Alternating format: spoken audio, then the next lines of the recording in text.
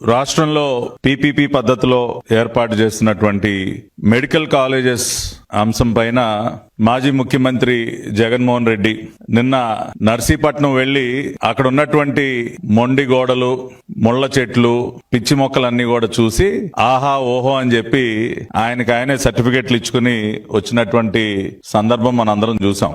ఆయన ఈ మధ్య పదే పదే చెప్తా ఉన్నాడు కదా, ఆగి చూసి ఆహా అనాలంట.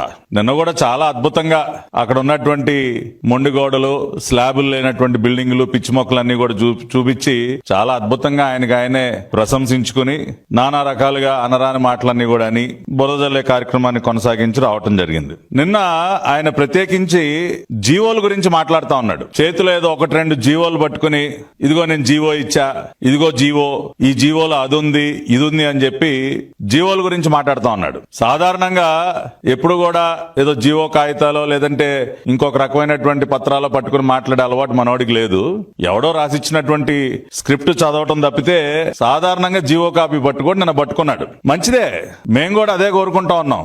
జగన్మోహన్ రెడ్డి ఇచ్చినటువంటి జీవోల గురించే మాట్లాడాలని కోరుకుంటా ఉన్నాం. ఎందుకంటే గతంలో ఆయన ముఖ్యమంత్రిగా ఉన్నప్పుడు మెడికల్ కాలేజీల్లో, ప్రభుత్వ మెడికల్ కళాశాలల్లో సెల్ఫ్ సస్టైనబుల్ మోడల్ అనేది ఒకటి తీసుకొచ్చి మేనేజ్మెంట్ కోటాని ప్రారంభించి ఆ రకమైనటువంటి జీవో తీసుకొచ్చినటువంటి ఘనత ఆయనదే. కాబట్టి ఇవాళ ఆ జీవో గురించే మాట్లాడుకుందాం. ఇవాళ ఈ రోజున మీ ముందు మేము చూపిస్తున్నటువంటి జీవో ఏదైతే ఉందో, జీవో నెంబర్ 108 డేటెడ్ 19/7/2023. అయ్యా జగన్మోహన్ రెడ్డి గారు, మీ లైన్ లోనే మాట్లాడుకుందాం సార్. జీవోల గురించే మాట్లాడుకుందాం. ఇవాళ ఈ జీవో తమరే కదా ఇచ్చింది, నిన్నేదో గాలిలో ఊపుతా ఉన్నారు ఆ జీవో ఈ జీవో అని చెప్పి. ఈ జీవోని కూడా చూపించండి సార్, ఈ జీవో గురించి కూడా మాట్లాడండి.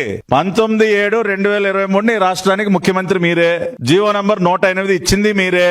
ఈ జీవోలో ఏముందో కూడా ఒకసారి చూద్దాం. ఈ జీవో ప్రకారం చాలా స్పష్టంగా the government have issued orders categorising the seats in the government medical colleges permitted from the academic year 23-24 onwards as follows. ప్రభుత్వ వైద్య కళాశాలల్లో ఈ పర్సెంటేజ్ ప్రకారం సీట్లు కేటాయించాలని తమరు ఇచ్చినటువంటి GO.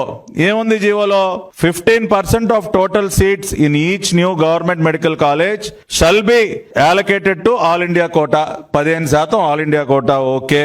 Out of the remaining 85% of the seats, 50% of seats are categorized as competent authority అంటే జనరల్ కేటగిరీ. మిగతా 85%లో 50% జనరల్ కేటగిరీ అంటే convener quota.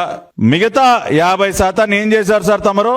35% of the seats as competent authority self financing. గతంలో లేనటువంటి సెల్ఫ్ ఫైనాన్సింగ్ విధానానికి శ్రీకారం చుట్టి 35% సీట్లు ప్రభుత్వ వైద్య కళాశాలల్లో ప్రవేశపెట్టింది మీరు. 15% of the seats are competent authority NRI quota. ప్రభుత్వ వైద్య కళాశాలల్లో గతంలో లేనటువంటి కోటాలు ప్రవేశపెడుతూ తమరు విడుదల చేసినటువంటి జీవో జగన్మోహన్ రెడ్డి గారు. అదే విధంగా ఫీజులు కూడా మీరే పెట్టారు కదా. దీనిలో మీరు చూసినట్లయితే general category competent authority convener quota 15,000.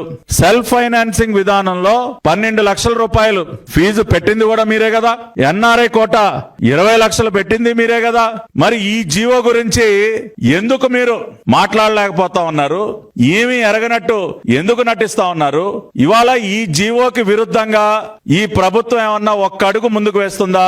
ఇదిగో ఈ జీవోకి విరుద్ధంగా ఈ ప్రభుత్వం పనిచేస్తా ఉంది అని మీరు రుజువు చేయగలరా?